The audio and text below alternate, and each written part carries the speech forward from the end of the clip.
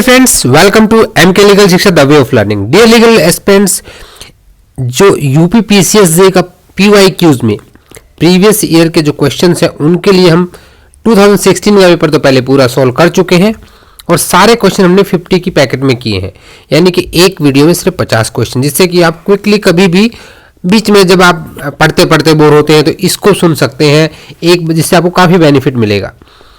पूरा सोल्ड है, 2018 का पार्ट 2 है। इससे पहले वाला पार्ट अगर अभी तक आपने नहीं देखा है तो उसका लिंक आपको नीचे डिस्क्रिप्शन में मिल जाएगा, वहां से उसको जरूर देख लें। अभी तक अगर आपने चैनल को सब्सक्राइब नहीं किया है तो सब्सक्राइब जरूर कर लें और साथ ही इस बेल आइकन को प्रेस करें, जिससे जो कमिंग वीडियोस हैं उनके अपडेट्स आपको मिलते रहें। अभी हिस्ट्री के कुछ वीडियो हमने अपलोड कर दिए हैं, जैसे जैन धर्म का है, बौद्ध धर्म का, ये आपके लिए काफ़ी बेनिफिट के हैं। पुरानी डायनेस्टीज के ऊपर है, मॉडर्न हिस्ट्री पे है, तो ये इनसे आपको काफ़ी बेनिफिट मिलेगा। अब बात कर लेते हैं स्पेशली माइनर लॉ सीरीज।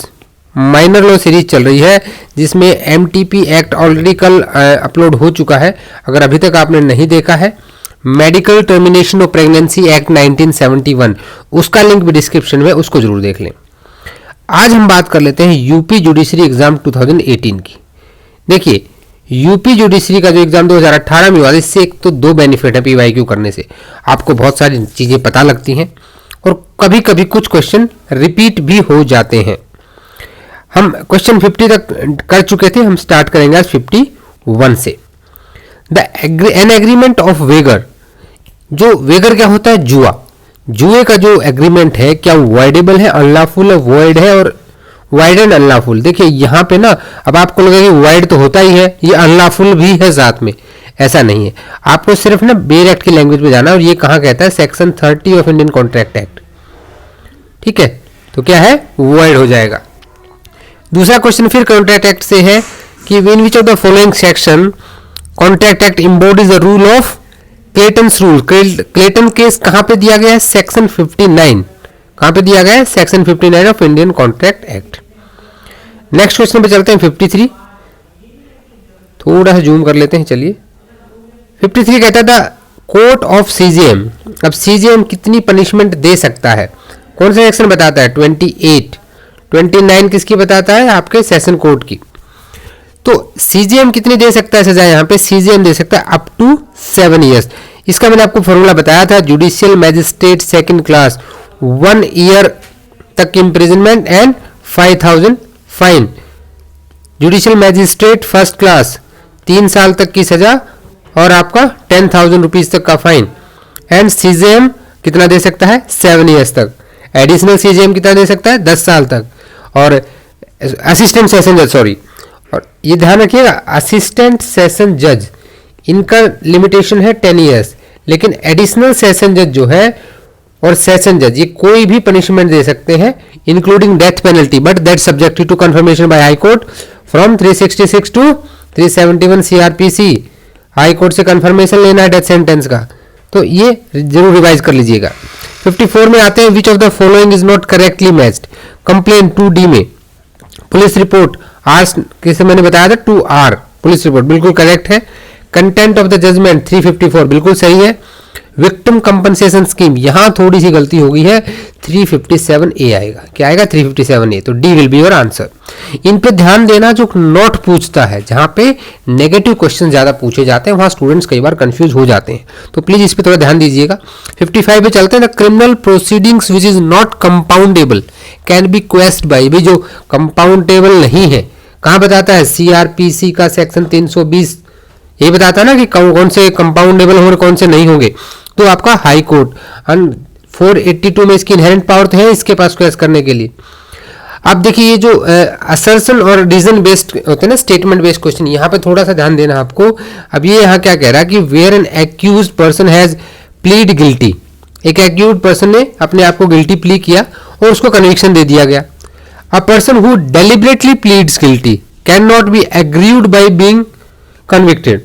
तो अब देखेंगे तो यहाँ पे ना दोनों स्टेटमेंट ट्रू है और आर इसकी करेक्ट एक्सप्लेनेशन है। 57 चलते हैं। With the reference of charge. Charge का चैप्टर कौन सा है? चैप्टर नंबर 17, जो देगा बहुत बड़ा खतरा। ठीक है, खतरे से इसको याद रखना है, ऐसे खतरे का निशान बना लें इसके पास एक। अब ये कह रहा है कि every charge under the CrPC state the offence with which accuse may be charge. बिल्कुल सही चीज अभी। If in the course of the same transaction more than one are committed by the same person he can be charge at one trial. तो कहां से कहां पढ़ते हैं, 211 से 224 तक चार्ज का दिया गया और 218 से आगे हम क्या है चार्ज को कंबाइन करना पड़ते हैं। ठीक है, तो दोनों की दोनों आपकी जो है करेक्ट हो जाएंगी। ठीक है, करेक्ट आंसर पूछा है। 58 पे आ जाते हैं। In the case of continue offence of fresh period of limitation, कहां से कहां स्टार्ट होता है, 467 से 473 of CrPC, chapter number 36 of CrPC limitation period की बात करता है। अभी यहीं पे कंटिन्यू ऑफेंस के लिए बताया गया कि at every moment of the time during which the offence continues. अब नेक्स्ट करते हैं 59 को। 59 कहता है कि match the list one and list two. जो लिस्ट मैच वाले होते हैं ये आपको एक साथ कई क्वेश्चन तैयार करवाते हैं। अब देखिए एंटीसिपेटरी बेल के प्रोविजन कहाँ दिए गए हैं, 438, यानी कि ए का क्या हो गया 3। तो ए में देखिए आप, ए में 3 कहाँ पे है, ए में 2 1 4 3। तो वैसे तो आपका आंसर सिर्फ एक से आपको पता लग गया। ये मैं इसलिए बता रहा हूँ कि बाकी चीजें ना भी पता हो तो आप इससे एनालाइज कर सकते हैं अपना आंसर। अब कॉग्निजेंस ऑन कंप्लेंट कब लिया जाता है, 190 के ऊपर। Language of court 272 and habitual offender से सिक्योरिटी ली जाती है गुड बिहेवियर की, कहां पे है ये 110 में। ये सिक्योरिटी वाला जरूर देख के जाइएगा, जहां पे 106 से लेकर के 110 तक सिर्फ सिक्योरिटी की बात की गई है। वैसे चैप्टर कहां से कहां है, 106 से 124 तक बात करता है, चैप्टर 8 ऑफ द सीआरपीसी। मैंने कहा था आपको रेंज शब्द याद करनी है, रेंज से आपका बहुत ज्यादा बेनिफिट आपको मिलेगा। नेक्स्ट क्वेश्चन नंबर 60 की बात करते हैं। Which of the following section of CrPC has been amended.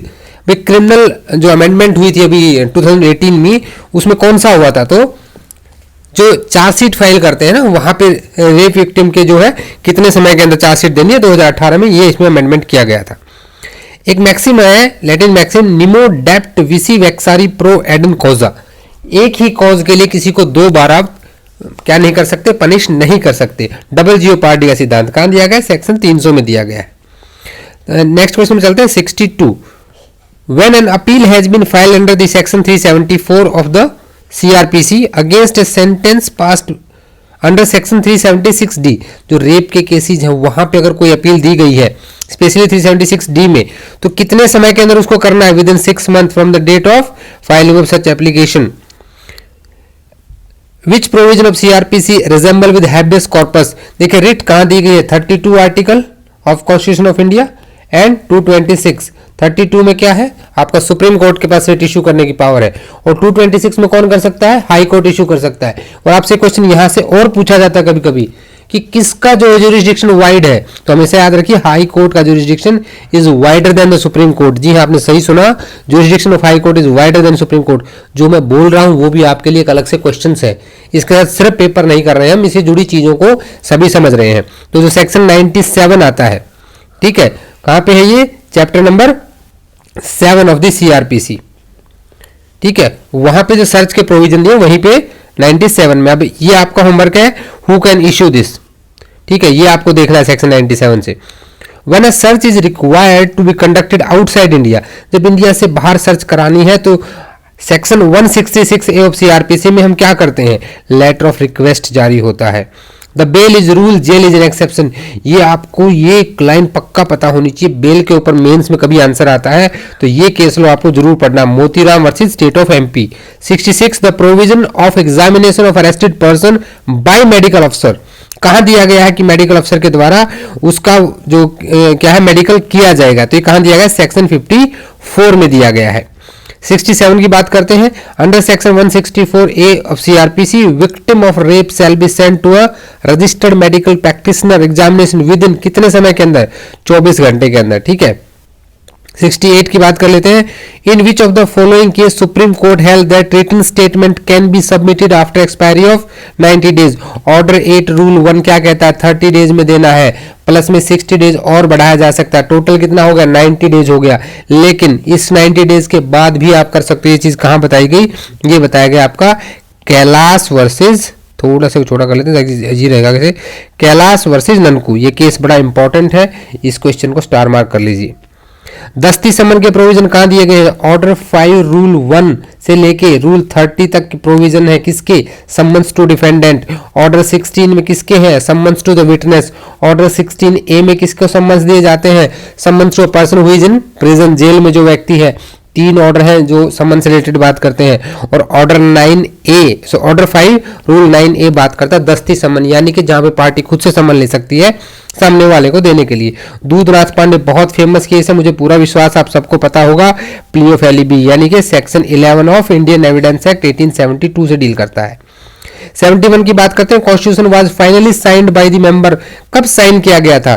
तो देखिए बहुत सारे स्टूडेंट्स को डाउट होता है कि हमने तो 26 नवंबर 1949 को 26 नवंबर 1949 को कॉन्स्टिट्यूशन बन गया था और हमने तो उस दिन साइन कर दिया था। तो ऐसा नहीं है, फाइनली साइन पूछा गया है तो 24 जनवरी को वो साइन कर दिए थे, क्योंकि 26 जनवरी से फिर ये लागू हो गया था पूरी तरह से।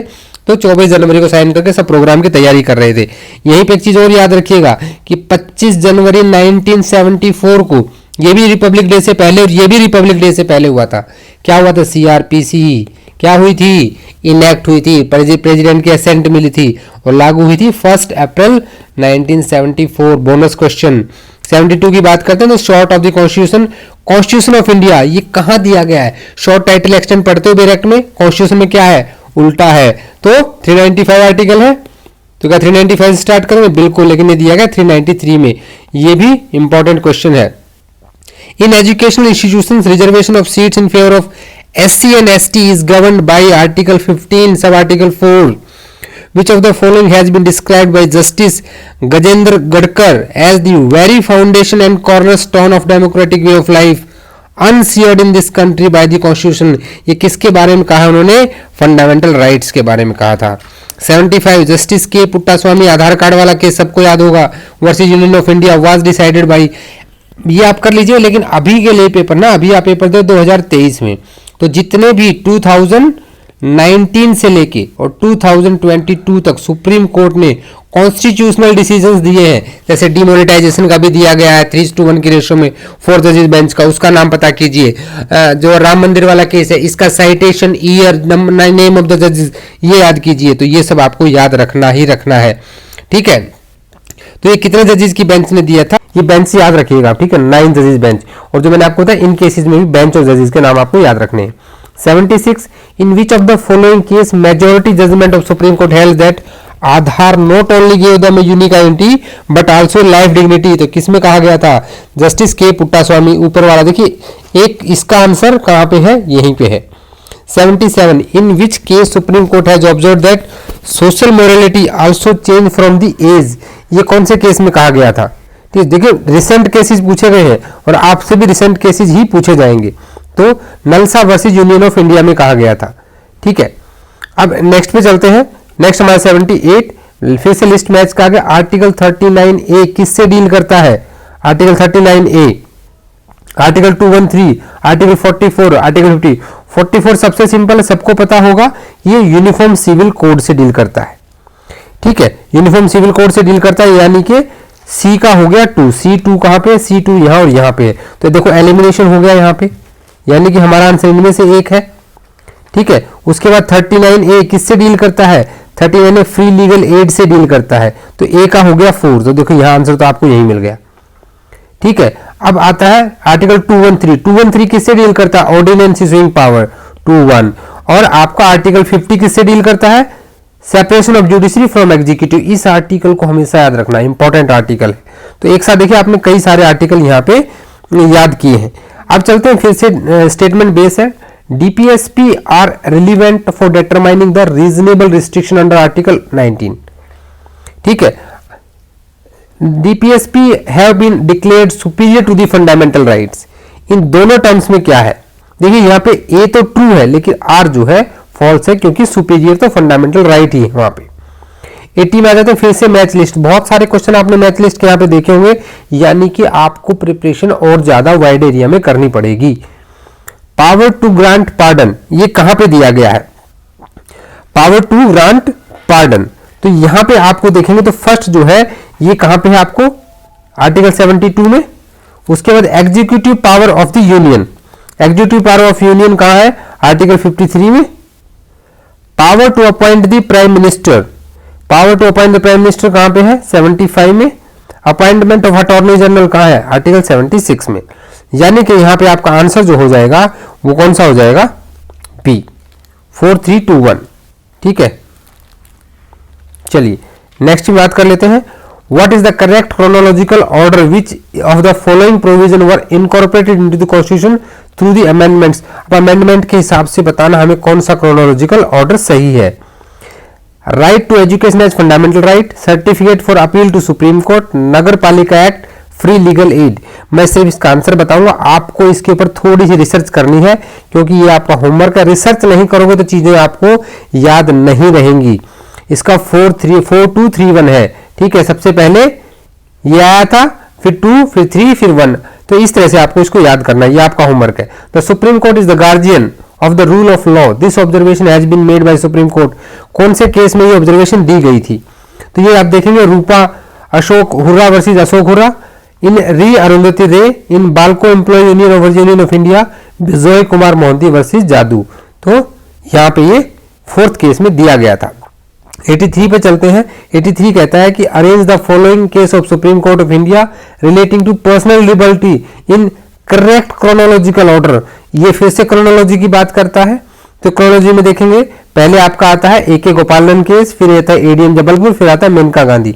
तो ये आपका आंसर यहाँ पे क्या हो जाएगा? ए हो जाएगा। Principle of the collective responsibility has incorporated in, कौन से में दिया गया? देखिए आर्टिकल 75 में दिया गया है, जो किसकी बात करता है? प्राइम मिनिस्टर की बात करता है।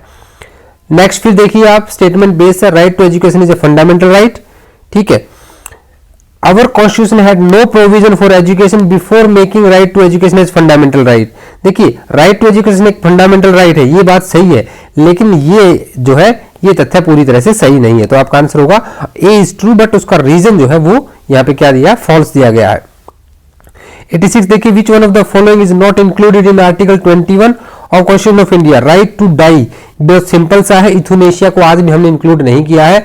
आप इथुनेशिया के बारे में, ठीक है, इच्छा मृत्यु, जिसके ऊपर बहुत एक मूवी बनी थी ऋतिक रोशन की, आप सबने देखी होगी। 87 person in possession of an object have better title over it against the whole world except the real owner. यहां से आपके ज्यूरिस्प्रूडेंस के क्वेश्चन स्टार्ट हो जाते हैं। तो ये ठीक है, ये कौन से केस में अब स्टार्ट बोला गया था? आर्मरी वर्सेस डेलमायर में। 88 which one of the following theory has been proposed by Savigny. Savigny ने कौन सी लीगल पर्सनैलिटी के लिए कौन सी थ्योरी यहाँ पे दी थी? तो जो सेविग्नी की थ्योरी है वो कौन सी थी? आपकी फिक्शन थ्योरी दी गई थी। Which one of the following jurist had rejected the customary as law, customs को जिसने लॉ नहीं माना था, ऐसे कौन था? यहाँ पे ऑस्टिन था। ऑस्टिन कौन था? एनालिटिकल स्कूल के फाउंडर माने जाते हैं, फादर ऑफ इंग्लिश ज्यूरिस्प्रूडेंस भी कहा जाता है। जर्मी बेंथम के शिष्य थे, लेकिन रिकॉग्निशन इनको पहले मिला था और उसको बाद में मिला था। 90 who is the author of book taking right seriously, ये बुक किसने लिखी थी? मैंने आपको बताया था बुक्स जितने ज्यूरिस्प्रूडेंस में है उनकी एक लिस्ट बना लेना। इसकी जो हमने स्पेशल क्लास की थी ज्यूरिस्प्रूडेंस में, वो हमने इस पर डिस्कशन किया है। प्लीज वो वीडियो नहीं देखा है तो उसका लिंक भी डिस्क्रिप्शन में है, या चैनल की प्लेलिस्ट पे आप देख सकते हैं। बुक से क्वेश्चन 100% आएगा ही आएगा। तो डॉर्किन ने ये बुक लिखी थी यहाँ पे। नेक्स्ट क्वेश्चन पे आ जाते हैं 91 some shared morality is essential to the existence of any society. ये देखो सोसाइटी से रिलेटेड बात कर रहा है। तो जब एनालिटिकल स्कूल में जो है, ये किसने कहा था? हार्ट ने कहा था ये चीज। ठीक है। 92 who propounded the एनिमस Duminy. एनिमस Duminy is an essential element of the possession. ये पोजेशन के बारे में किसने कहा था? ये सेविग्नी ने कहा था। आप फिर से लिस्ट मैच करनी है, ये किससे है? ज्यूरिस्प्रूडेंस की ही है। ज्यूरिस्प्रूडेंस का सिलेबस बहुत लिमिटेड है और यहां से क्वेश्चन रिपीट होने के चांसेस रहते हैं। ठीक है। तो 93 में अगर आप देखेंगे तो नॉर्मेटिव ऑर्डर, नॉर्मेटिव ऑर्डर जो है ये किसके द्वारा कहा गया था? ठीक है। तो नॉर्मेटिव ऑर्डर आप याद रखिएगा, इसको कैल्सन ने इसके बारे में बात की थी। कमांड थ्योरी किसने दी थी? कमांड थ्योरी जो है जॉन ऑस्टिन के द्वारा दी गई थी, क्योंकि जॉन ऑस्टिन ने क्या कहा था? State is the supreme law. किसने बनाया? स्टेट ने बनाया, स्टेट ही लॉ है। तो यहीं से देखो आपको थोड़ा सा उसका ये पड़ेगा कि उसकी आइडियोलॉजी क्या थी, तो आपको क्वेश्चन हिट करने में बहुत ईजी हो जाएगा। फिर आता है डिक्टेट ऑफ रीजनिंग। ये किसने कहा था? ये थॉमस एक्विनस ने कहा था। ठीक है। एंड उसके बाद आता है आपका theory of the justice. Theory of justice किसने कहा था? ये रॉवेल्स ने कहा था। अब देखिए ऊपर 4 है, नीचे 5 है, स्टूडेंट यहाँ पे क्या हो जाएंगे, कंफ्यूज हो जाएंगे, लेकिन आपको कंफ्यूज नहीं होना है और यहाँ पे आंसर आपका क्या हो गया, D will be your answer. Arrange the following stage of development of law according to Maine, ठीक है, मैंने का क्या कि इंडिया में भी रहा है, ठीक है, तो इसने सब कुछ इंडिया से सीखा और ये जूरिस्ट बन गया बाहर का। उसको तो हमने क्लासेस में बात की थी। Customary law, law made by the rule under the divine codification, knowledge of the law in the hands of priest. ये देखिए एक चीज हमें जहां कहीं भी कस्टम्स और रूल्स की बात आ गई ना, कस्टम से रिलेटेड, तो वहां पे याद रखिएगा मैंने, कुछ याद ना आए तो वहां पे आप मैंने को मार्क कर दीजिएगा।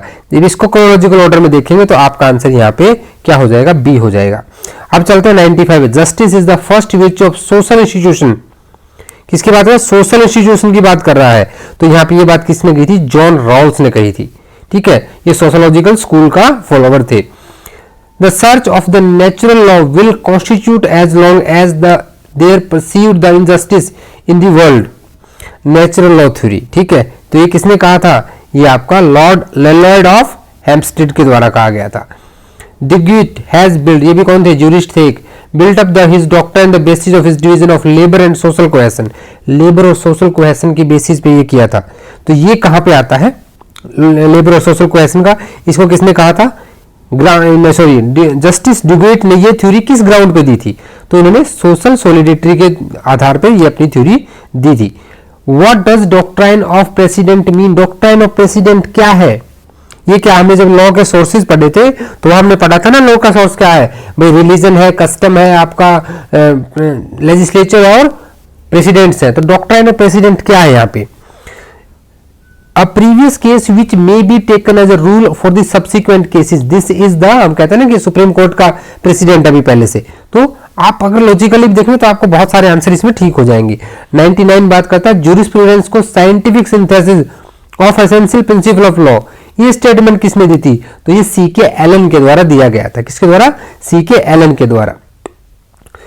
Law is the reason free from all passions, ये स्टेटमेंट किसकी है, ये स्टेटमेंट अरस्तु की है, अरिस्टोटल, अरस्तु ने दी थी। देखिए आपको स्टेटमेंट से अंदाजा हो जाएगा कि ये इनमें से किसने दी होगी, अगर आपने सबके बारे में थोड़ा थोड़ा पढ़ा है तो। सो डियर फ्रेंड्स, आज हमारे 50 क्वेश्चंस यहाँ पे पूरे हो गए हैं।